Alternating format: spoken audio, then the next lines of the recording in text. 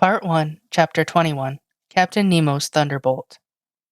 We looked at the edge of the forest without rising, my hand stopping in the action of putting it to my mouth, Ned Land's completing its office. Stones do not fall from the sky, remarked Conseil, or they would merit the name aerolites. A second stone, carefully aimed, that made a savory pigeon's leg fall from Conseil's hand, gave still more weight to his observation. We all three arose, shouldered our guns, and were ready to reply to any attack. "Are they apes?" cried Ned Land. "Very nearly. They are savages." "To the boat," I said, hurrying to the sea.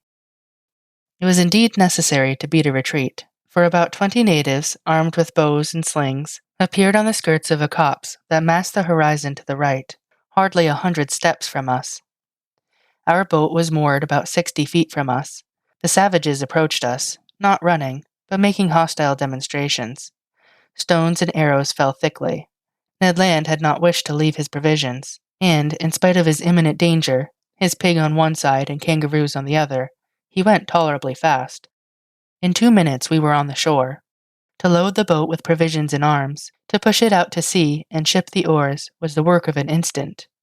We had not gone 2 cable lengths when 100 savages, howling and gesticulating, entered the water up to their waists. I watched to see if their apparition would attract some men from the Nautilus onto the platform. But no, the enormous machine, lying off, was absolutely deserted. 20 minutes later we were on board. The panels were open. After making the boat fast, we entered into the interior of the Nautilus. I descended to the drawing room, from whence I heard some chords. Captain Nemo was there, bending over his organ, and plunged in a musical ecstasy. "Captain!" He did not hear me. "Captain!" I said, touching his hand. He shuddered, and, turning around, said, "Ah, it is you, Professor? Well, have you had a good hunt? Have you botanized successfully?" "Yes, Captain, but we have unfortunately brought a troop of bipeds whose vicinity troubles me." "What bipeds?" "Savages." "Savages," he echoed ironically. "So you are astonished, Professor, at having set foot on a strange land and finding savages?" "Savages? Where are there not any? Besides, are they worse than others, these whom you call savages?" "But, Captain, how many have you counted?" "100 at least." "Monsieur est renard," replied Captain Nemo, placing his fingers on the organ stops. "When all the natives of Papua are assembled on this shore, the Nautilus will have nothing to fear from their attacks." The captain's fingers were then running over the keys of the instrument, and I remarked that he touched only the black keys, which gave his melodies an essentially Scotch character. Soon he had forgotten my presence and had plunged into a reverie that I did not disturb. I went up again onto the platform. Night had already fallen, for, in this low latitude, the sun sets rapidly and without twilight. I could only see the island indistinctly, but the numerous fires, lighted on the beach, showed that the natives did not think of leaving it. I was alone for several hours, sometimes thinking of the natives, but without any dread of them, for the imperturbable confidence of the captain was catching, sometimes forgetting them to admire the splendors of the night in the tropics. My remembrances went to France in the train of those zodiacal stars that would shine in some hours' time. The moon shone in the midst of the constellations of the zenith. The night slipped away without any mischance, the islanders frightened no doubt at the sight of a monster aground in the bay. The panels were open, and would have offered an easy access to the interior of the Nautilus. At 6 o'clock in the morning of the 8th January, I went up onto the platform. The dawn was breaking. The island soon showed itself through the dissipating fogs, first the shore, then the summits. The natives were there, more numerous than on the day before, 500 or 600 perhaps. Some of them, profiting by the low water, had come onto the coral at less than 2 cable lengths from the Nautilus. I distinguished them easily. They were true Papuans, with athletic figures, men of good race, large, high foreheads, large, but not broad and flat, and white teeth. Their woolly hair, with a reddish tinge, showed off on their black shining bodies like those of the Nubians. From the lobes of their ears, cut and distended, hung chaplets of bones. Most of these savages were naked. Amongst them I remarked some women, dressed from the hips to knees in quite a crinoline of herbs that sustained a vegetable waistband. Some chiefs had ornamented their necks with a crescent and collars of glass beads, red and white. Nearly all were armed with bows, arrows, and shields, and carried on their shoulders a sort of net containing those round stones which they cast from their slings with great skill. One of these chiefs, rather near to the Nautilus, examined it attentively. He was, perhaps, a Mado of high rank, for he was draped in a mat of banana leaves, notched round the edges, and set off with brilliant colors. I could easily have knocked down this native, who was within a short length, but I thought that it was better to wait for real hostile demonstrations. Between Europeans and savages, it is proper for the Europeans to parry sharply, not to attack.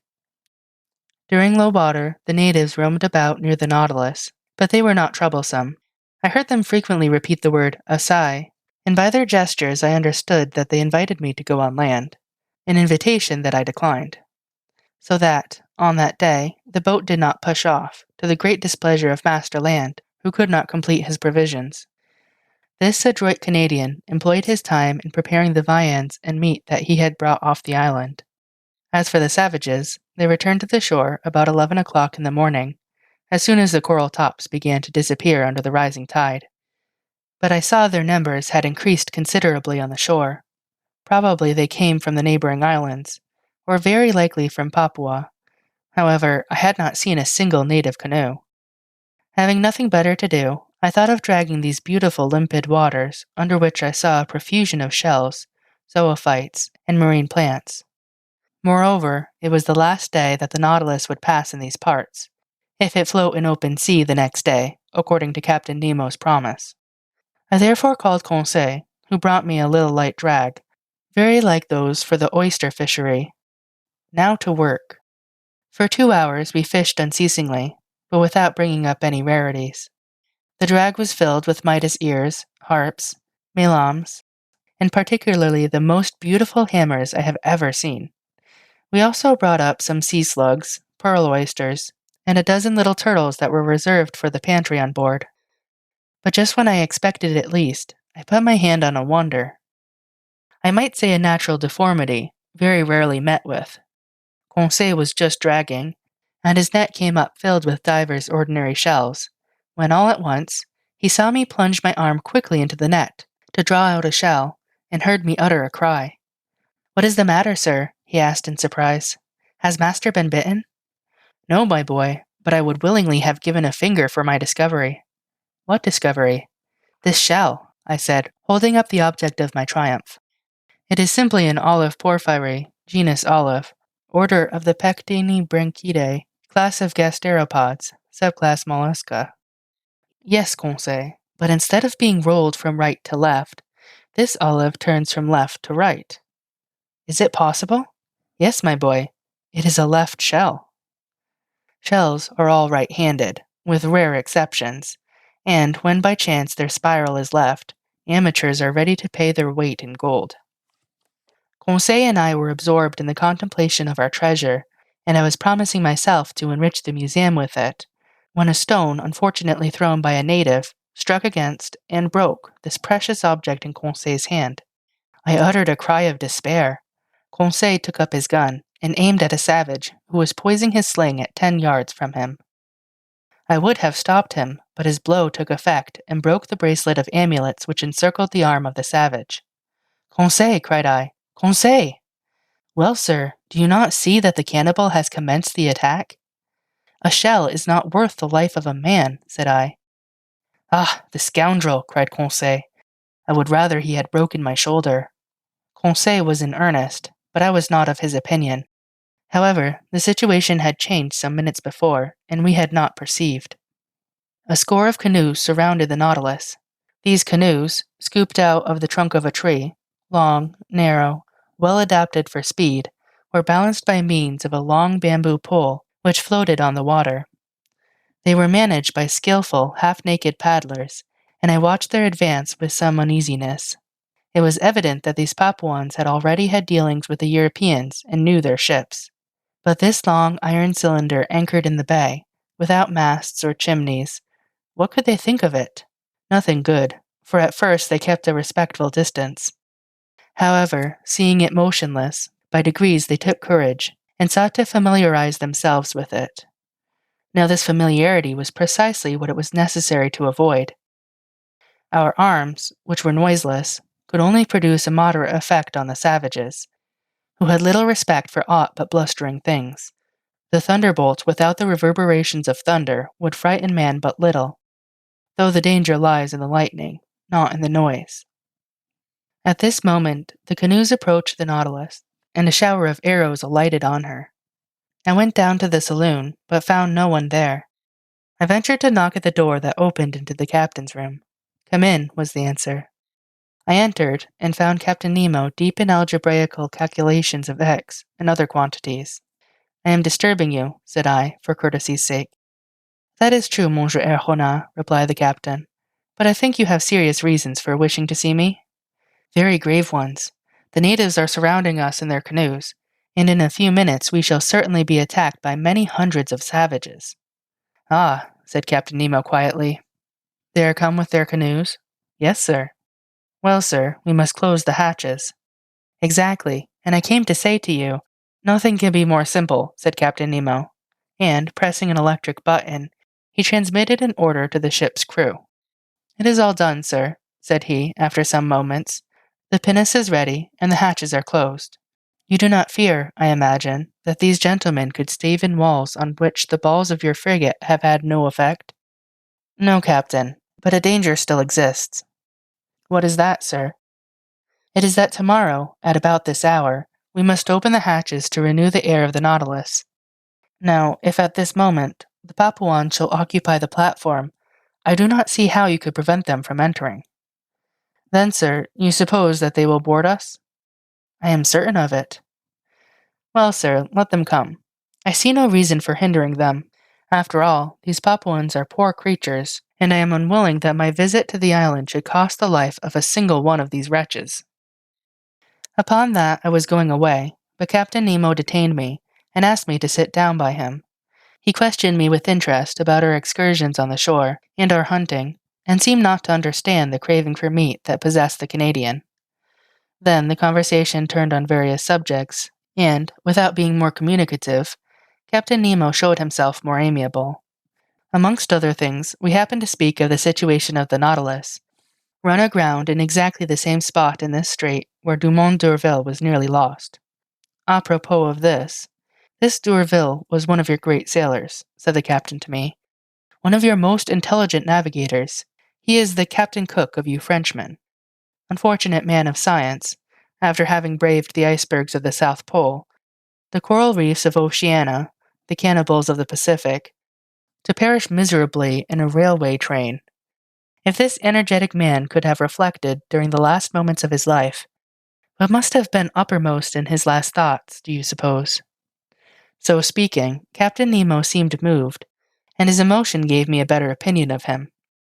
Then, chart in hand, we reviewed the travels of the French navigator, his voyages of circumnavigation, his double detention at the South Pole, which led to the discovery of Adelaide and Louis Philippe, and fixing the hydrographical bearings of the principal islands of Oceania.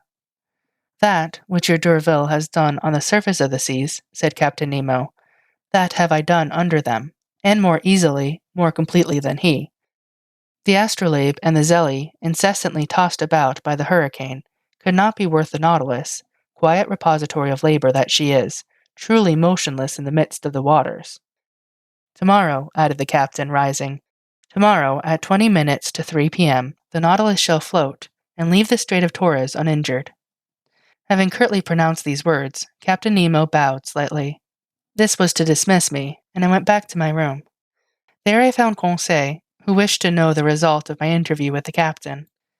"My boy," said I, "when I feigned to believe that his Nautilus was threatened by the natives of Papua, the captain answered me very sarcastically. 'I have but one thing to say to you. Have confidence in him, and go to sleep in peace.' Have you no need of my services, sir?" "No, my friend. What is Ned Land doing?" "If you will excuse me, sir," answered Conseil, "friend Ned is busy making a kangaroo pie, which will be a marvel." I remained alone and went to bed, but slept indifferently. I heard the noise of the savages, who stamped on the platform, uttering deafening cries. The night passed thus, without disturbing the ordinary repose of the crew. The presence of these cannibals affected them no more than the soldiers of a masked battery care for the ants that crawl over its front. At 6 in the morning I rose. The hatches had not been opened. The inner air was not renewed, but the reservoirs, filled ready for any emergency, were now resorted to, and discharged several cubic feet of oxygen into the exhausted atmosphere of the Nautilus. I worked in my room till noon, without having seen Captain Nemo, even for an instant. On board, no preparations for departure were visible. I waited still some time, then went into the large saloon. The clock marked 2:30.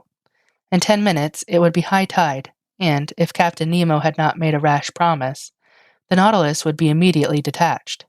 If not, many months would pass ere she could leave her bed of coral. However, some warning vibrations began to be felt in the vessel. I heard the keel grating against the rough calcareous bottom of the coral reef. At 5:20 to 3, Captain Nemo appeared in the saloon. "We are going to start," said he. "Ah," replied I. "I have given the order to open the hatches." "And the Papuans?" "The Papuans," answered Captain Nemo, slightly shrugging his shoulders. "Will they not come inside the Nautilus?" "How?" "Only by leaping over the hatches you have opened." "Monsieur Erronat," quietly answered Captain Nemo. "They will not enter the hatches of the Nautilus in that way, even if they were open." I looked at the captain. "You do not understand?" said he. "Hardly." "Well, come and you will see." I directed my steps toward the central staircase. There, Ned Land and Conseil were slyly watching some of the ship's crew, who were opening the hatches, while cries of rage and fearful vociferations resounded outside. The port lids were pulled down outside. 20 horrible faces appeared, but the first native who placed his hand on the stair rail, struck from behind by some invisible force, I know not what, fled, uttering the most fearful cries and making the wildest contortions. 10 of his companions followed him. They met with the same fate. Conseil was in ecstasy. Ned Land, carried away by his violent instincts, rushed onto the staircase. But the moment he seized the rail with both hands, he, in his turn, was overthrown. "I am struck by a thunderbolt," cried he with an oath. This explained all. It was no rail, but a metallic cable charged with electricity from the deck, communicating with the platform. Whoever touched it felt a powerful shock, and this shock would have been mortal if Captain Nemo had discharged into the conductor the whole force of the current. It might truly be said that between his assailants and himself, he had stretched a network of electricity that none could pass with impunity. Meanwhile, the exasperated Papuans had beaten a retreat paralyzed with terror. As for us, half laughing, we consoled and rubbed the unfortunate Ned Land, who swore like one possessed. But at this moment, the Nautilus, raised by the last waves of the tide, quitted her coral bed exactly at the 40th minute fixed by the captain. Her screw swept the water slowly and majestically. Her speed increased gradually, and, sailing on the surface of the ocean, she quitted safe and sound the dangerous passes of the Straits of Torres. End of chapter 21.